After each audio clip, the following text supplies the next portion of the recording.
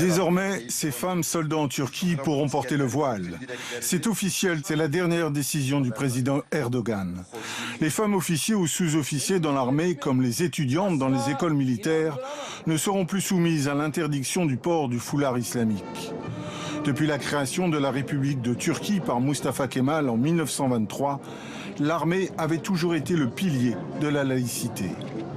C'est le dernier bastion en fait de l'État turc qui tombe. L'armée en Turquie, c'est la gardienne de la laïcité. Donc c'est une institution dont on considère qu'elle a toujours été plutôt anti-islamiste et qu'elle a même mené des purges contre les éléments islamistes dans ses rangs en Turquie. En 2013, pour la première fois, des femmes députées sont autorisées à porter le voile au Parlement. C'est la fin d'une époque. Le président Erdogan, au pouvoir depuis 2003, autorise le voile dans les institutions publiques. En 2008, le voile avait déjà été autorisé dans les universités.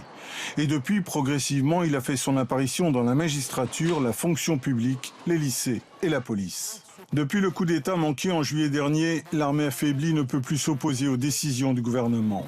Le président Erdogan n'a plus d'opposition et au printemps prochain, il doit organiser un référendum pour renforcer encore plus ses pouvoirs.